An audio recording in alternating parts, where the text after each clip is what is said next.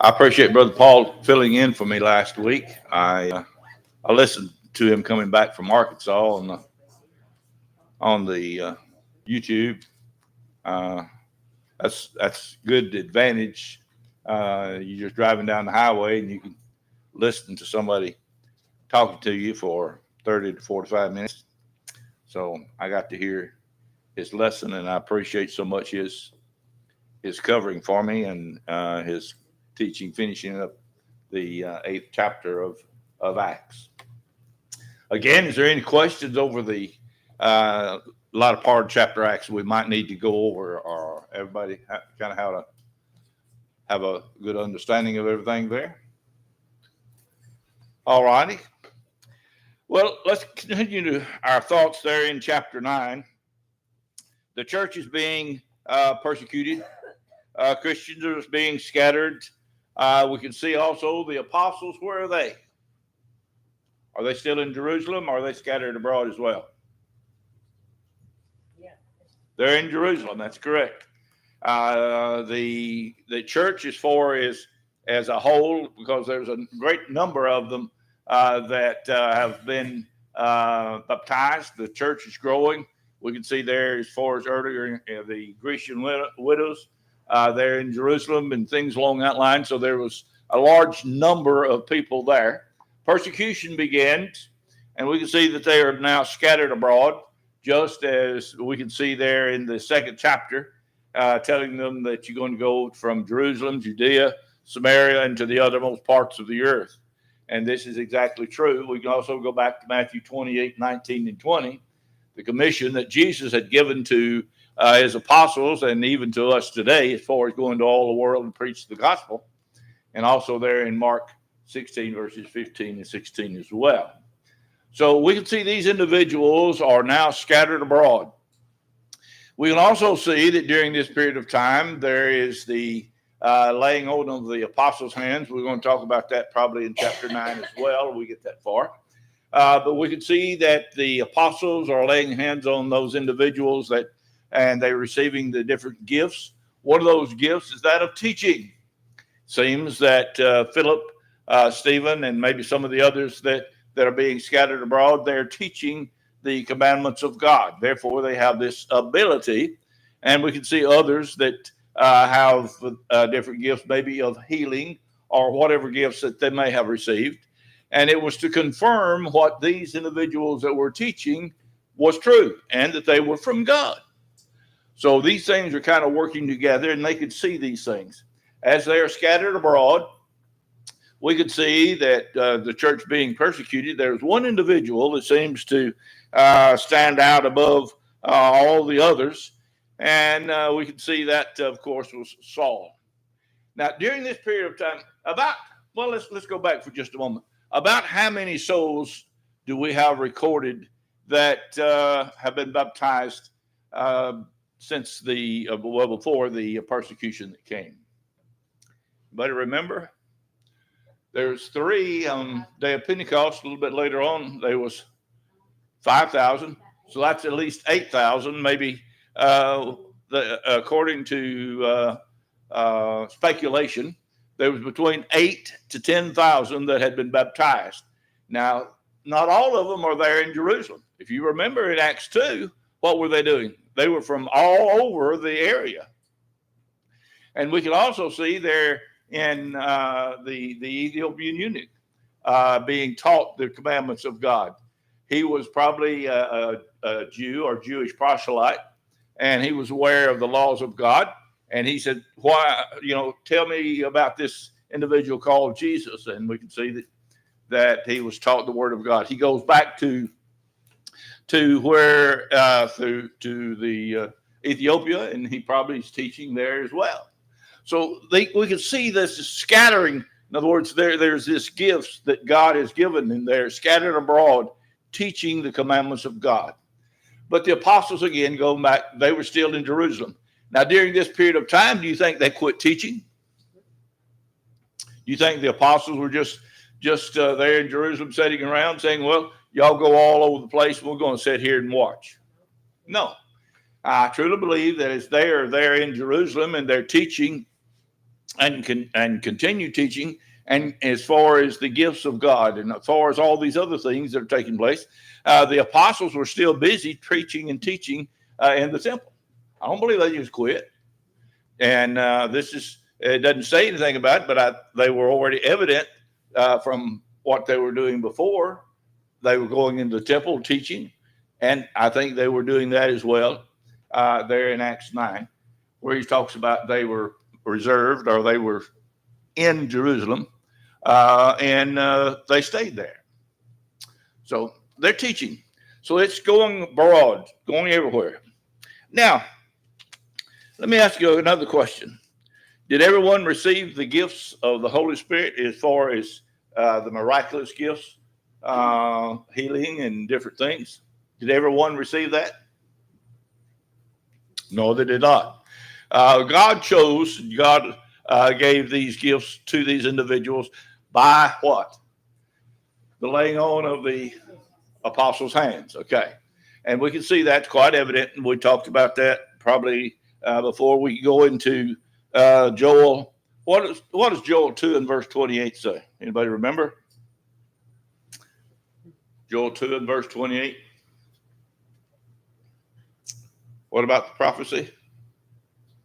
What about your children, sons, daughters? Dream dreams, and sons and daughters prophesying. Okay. It shall come to pass afterward that they will pour out my spirit on all flesh. Your sons and your daughters shall prophesy, and your old men shall dream dreams, and your young men shall see visions. All righty. So here it is. These gifts was confirming the commandments of God. This was a prophecy. Sometimes I can't keep my teeth in my. And I don't have false teeth either. Yeah, I can't see what I'm saying. But regardless, we can see that this is a prophecy that was made by Joel concerning the church. And here it is being done. This is what's taking place. And we can also see that there in Acts 21, verse 9. What does it say? Acts 21, verse 9. Talk about an individual here that has some daughters that are also prophesying or teaching. Anybody remember who it was?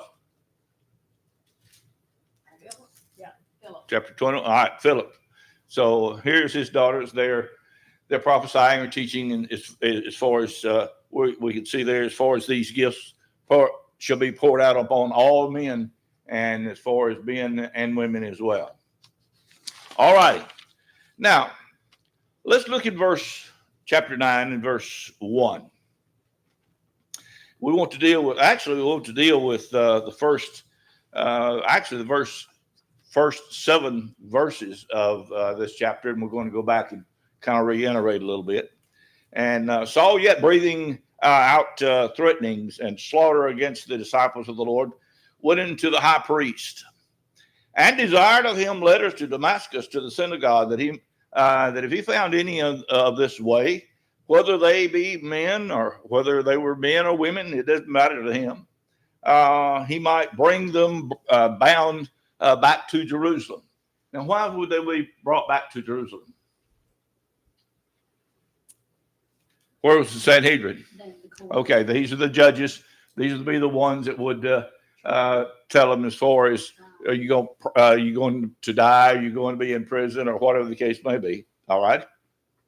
And as he journeyed, he came near Damascus, and suddenly there shone round about him a light from heaven. And he fell to the earth and heard a voice saying unto him, Saul, Saul, why persecutest thou me? And he said, Who art thou, Lord? And the Lord said, I am Jesus whom thou persecutest. It is hard for thee to kick against the pricks. And he, trembling and astonished, said, Lord, what wilt thou have me to do? And the Lord said unto him, Arise and go into the city, and it shall be told thee what thou must do. And the men which journeyed with him stood speechless, hearing a voice, but seeing no man. Now, Saul had a great zeal, even though it was a little bit on the wrong side. We'll talk about that there in Philippians 3. But anyway, we could see that this zeal was so great that he was willing to do whatever it took to go into any area to bring back those individuals who profess to be Christians. Now, let's think for just a moment. Saul, and we're going to speculate here. On the word, I'm speculating here.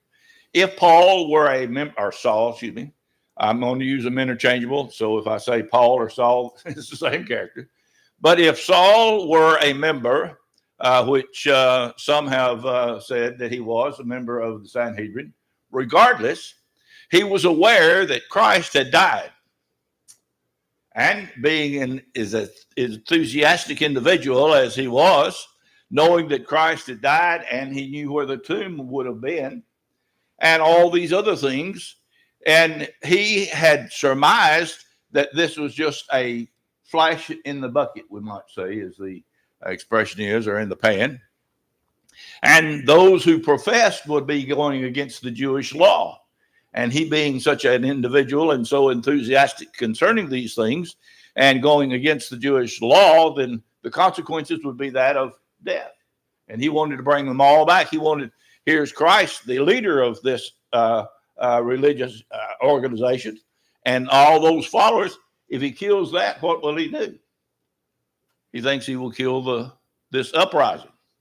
Because what had Jesus said? That my kingdom is not of this world. But to the other individuals, what were they thinking? It was an earthly kingdom. And as far as their authority, it would no longer be. Now, so all these things, I think, were maybe going on in his mind, thinking, well, how can I cease, or how can I assist in this and cease this teaching? I know what I'll do. I'll just go from place to place, go wherever they may have gone, and I'll bring them back to Jerusalem. We'll either kill them, put them in prison, or do whatever it takes to stop this. And I think this is what was going on in his mind. I truly believe that he was also there whenever Gamaliel made his statement. You anybody remember what his statement was? He said to let him Sir? alone. Huh? Let him alone. Okay. That it could be- Okay, yeah. If it was reputable, then it could be okay, but if it was false teaching or whatever, it died. Okay. So it didn't matter. Yeah, but he had made the statement, if it's of God, what did he say? You're not going to overcome it. Not gonna do anything with it. You know, I don't care what you say or what you do. If it's of God, then you're fighting a losing battle. Then we can also see that Paul had these letters or authority. Evidently, this is his enthusiasm was very great, as we've already seen that. But he has these letters now to go to where? To the synagogue. These individuals were still Jewish individuals, were they not? So they were still thinking about the place of worship would be in the synagogue or in and around the synagogue there. And what would they be doing? Worshiping God, would they not? This is a central location for them to meet. Okay. Now, not only that, let me ask you this, as far as these letters to be given to Paul, there was not just Paul by himself, is it? So he had to have a group of individuals that were soldiers, or those who also had the authority with Paul to bring these individuals back. You think that they were treated kindly? I doubt it. Not likely. They were chained. Well, these are rebellious people. You know, They may have been beaten. they're going against God's law, the Jewish law or the Mosaic law. So they were kind of riled up. Their blood was kind of riled up because of this. This is not what we want. So now, notice something else there in Philippians 3 and verse 6. What did it say? Philippians 3, there in verse 6. In the one. Concerning zeal, persecuting the church, tempting the righteous, with which is in the law of blameless. Okay. He did it with what kind of an attitude? He thought he was doing it in for God. So there again, is ignorance an excuse for not obeying God? God once winked at it. No. Now I command all men to be repent. Well, let me explain something to you. Years ago, I was given the opportunity to go to the great country, city, state, whatever it is, of Alaska. I'm in of Canada. Canada. Anyway, up north. All righty. Now, traveling up there, I maintained the speed limit, whatever the speed limit was. I had my family or my brother, my sisters and mother with me, so we behaved ourselves, as the expression may have been. Now, when we got over into Canada, I'm used to the United States stating 55 miles an hour. Okay. Here I am running down the highway, and the big sign here says speed limit 104. I thought, man, I love this. And I was just driving down through there, just having a good time. And my sister said, "How fast are you going?" "Speed limit is 104. She said, "That's kilometers." Oops.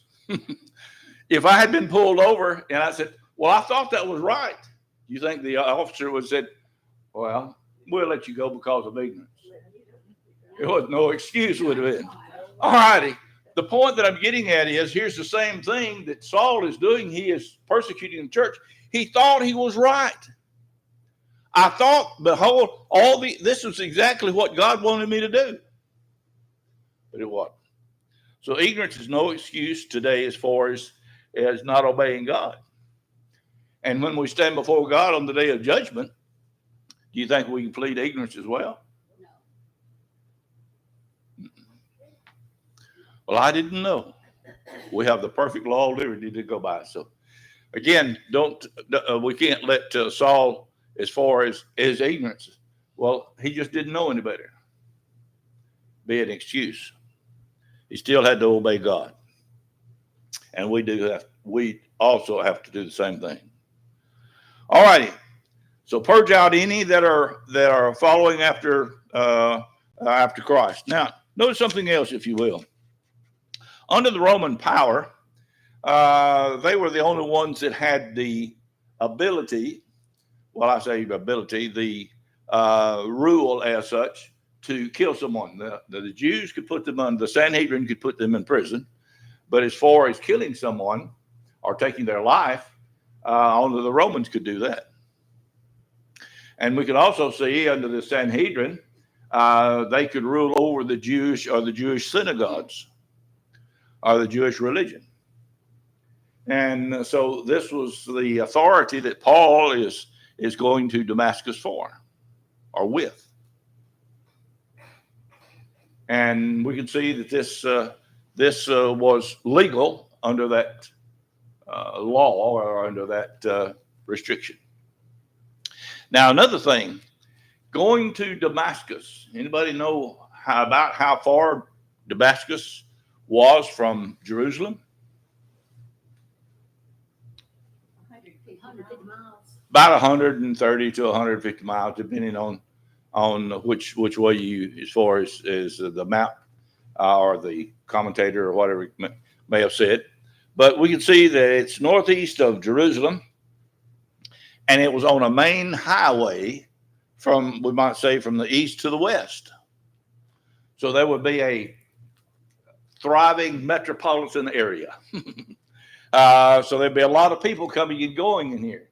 And there's probably many of the Jews that had fled from Jerusalem that had gone all the way into Damascus. And Saul knew that. He was aware of that.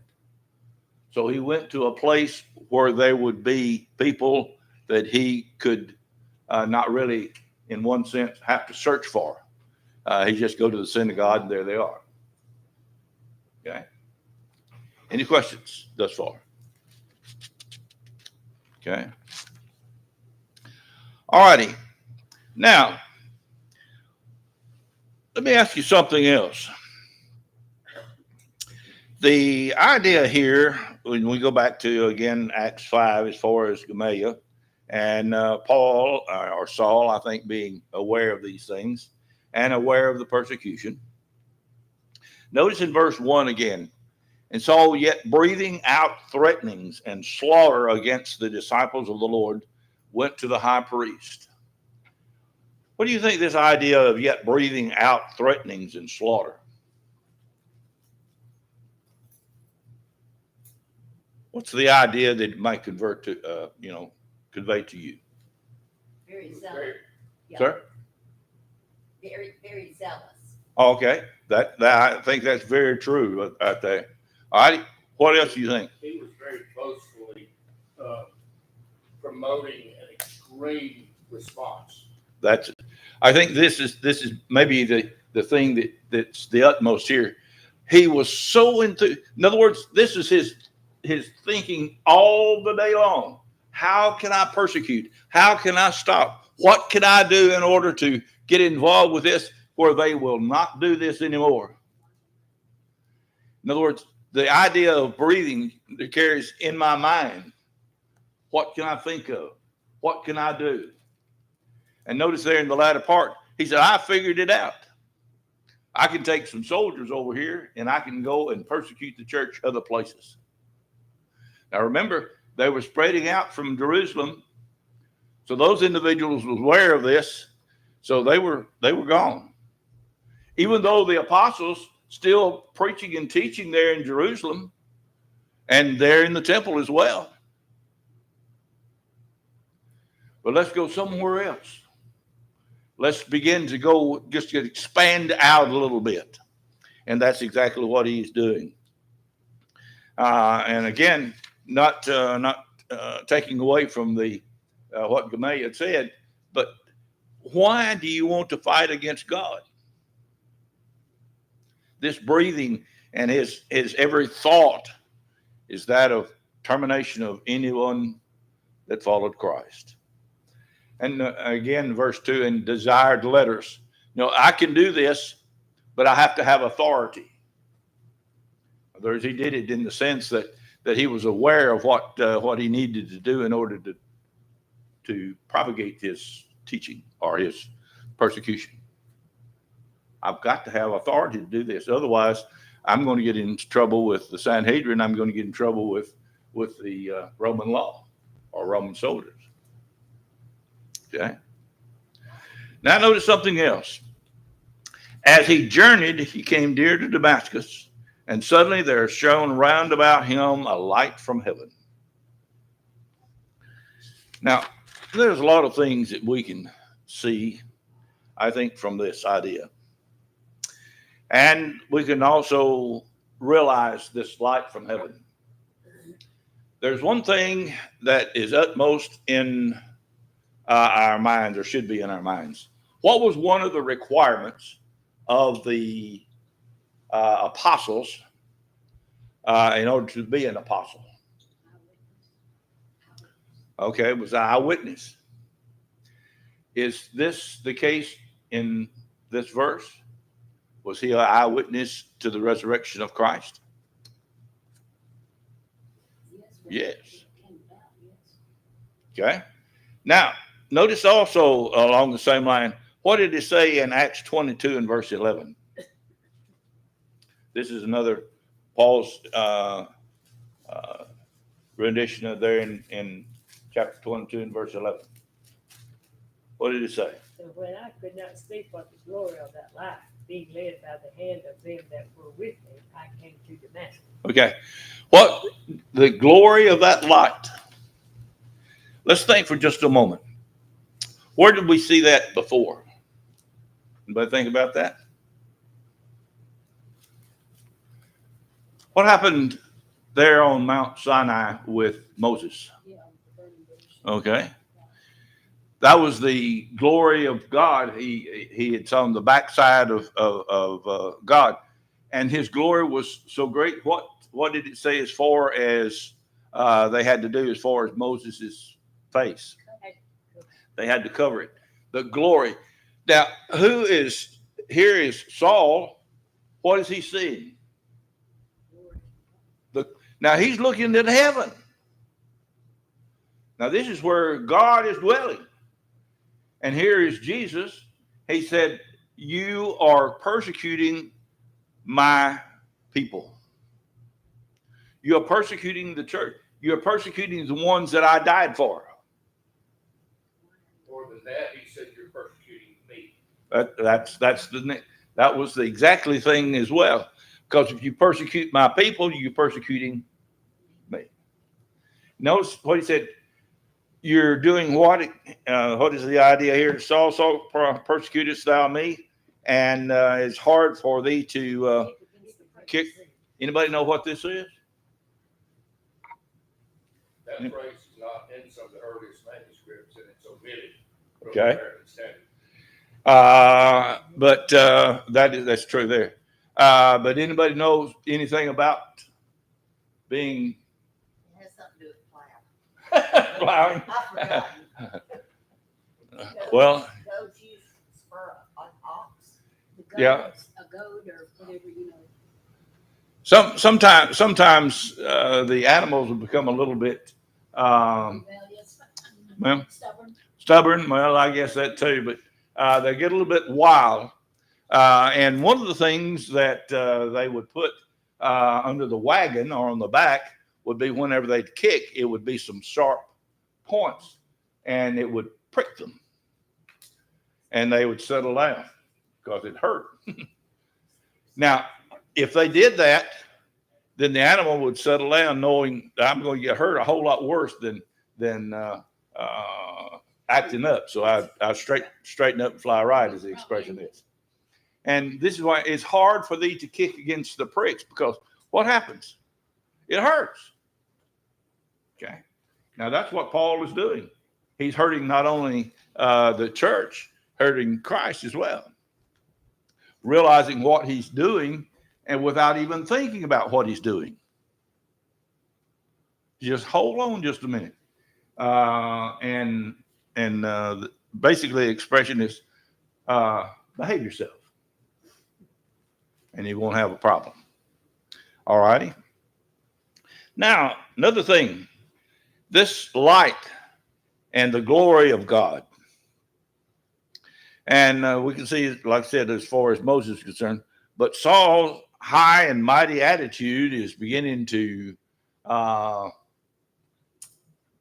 be challenged. Okay. What happens whenever he sees this light comes from heaven? What happens? Okay. What about those that were with him? They were speechless. They heard the voice, but they didn't see him. They didn't. They saw the light, They had the light too. but and they heard the voice, but they couldn't understand what was going on. Correct? All righty. Now, did God specify this one individual? He is spoken. He is speaking directly to Saul, not the group of individuals, not all those soldiers. He wasn't dealing with them. He's dealing with Saul by himself. Doesn't concern himself with this one person. Why do you think God would go to all this trouble just for this one person? Because he knew what? His ability, his zeal, his enthusiasm could be put somewhere else. What about us today? There are those who persecute the church and make fun or ridicule the church. And after a period of time, there's individuals that teach, and finally they become Christian. You find those individuals, what are they doing as far as propagating the gospel of Christ? They're more enthusiastic, are they not? Hardly, I mean, they were for the gospel, but hardly say they were against it. That's right. So whenever I was lost, now I am found. Now this is the idea here that Paul is conveying to us. He said, there I was lost. God said, I have a task for you to perform, something for you to do. And he used him wisely in that sense. And we can see that he was given this ability. But now notice something else. Notice there in verse 6, what takes place? And trembling. Now, when we're not aware of our surroundings, what happens? What happens if you get scared? Tremble. Okay. We find a character that was a king one time that he was kind of a little boisterous and a little wild, and all of a sudden there was a hand that came out and wrote on the wall. What does it say as far as it described him when he saw this handwriting on the wall? His knees knocked one against the other. Now that's scared, to the point that you can't even move. And we can see that this is maybe the idea here. Here is Paul or Saul realizing this is God talking to him, and he was not aware of what's going on. He did not understand, trembling and astonished. In other words, this is such a surprise. What do I do? And where do I go? What should I say? And notice also, the first thing he says, Lord, what wilt thou have me to do? What must I do? What's required of me? Now, if we ask that question, does God answer our question? Yes, it does. How does he answer it today? Through the word. Exactly right. Through the word. He does not come down and tap us on the shoulder and say, I've got something to tell you. Doesn't do it. He speaks to us through the word only. Okay. Now, the Lord said unto him, arise and go into the city, and there it shall be told thee what? What thou must do. Now, there are those individuals that say, well, he was saved on the road to Damascus. Several years ago, I was at a congregation, and they had a visiting preacher. And one of the things that he was teaching was from Acts 9. And he got to this point right here. And he said, see right there, it says that he was saved on the road to Damascus. Now, my sister, my mom, and I think Gwen, we had a whole pew of our family. And everybody's looking over there at me. I said, let me object to that. I don't believe that's right. Because if he's already saved, why did he go to Damascus? And why is it that he was baptized if he was already saved? Well, anyway, we had a little conversation there, and then some of the others in the congregation said, that's right. They were just going to sit there, though. And I was just visiting. If you hadn't said anything, they were just going to sit there. Yeah, everybody was looking at everybody else. But anyway, we corrected the problem before we left. Well, they took your picture. They wouldn't take your picture and put it on the board. Yeah. Or they did take it and put it on the board. They did take my picture, Like yeah. you're a wanted So, person, so. But anyway, we can see that if those individuals who teach something along that line, we need to stand upon the principles of God. That is not the case. He was not saved on the road to Damascus. And we can talk about that a little bit later on. Our time is come and gone. And we can see that these men stood speechless, hearing a voice, but seeing no man.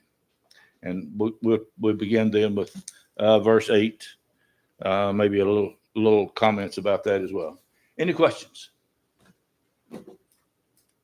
Well, I do appreciate so much everyone's thoughts, and we, Lord willing, we'll continue.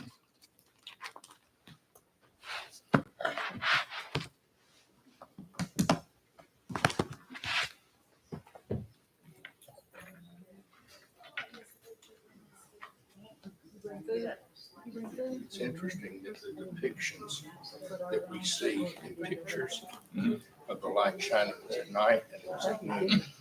Yeah. It was not at night. I didn't even think about that, but, that's true. But he outshines the sun. But you can't begin to imagine, here's this individual that's fallen to the ground now and he's looking up, and the glory that's there is so great that there's nothing you can say. You know, there's no words to describe it. One of the reasons that I like to look when I prepare, always I'll show 4 or 5 different translations.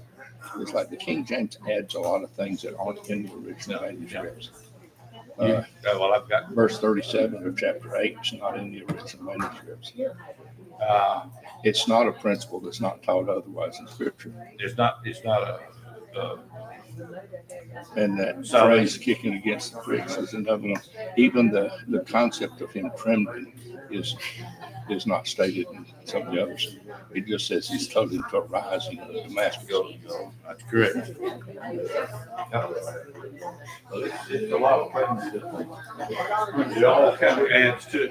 And that's the reason that I always consult several different translations.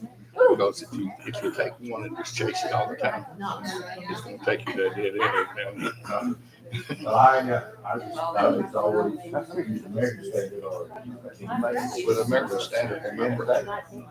But now I will compare the King James and the King James ESV, even the contemporary English version, and NIV. Look at all of those.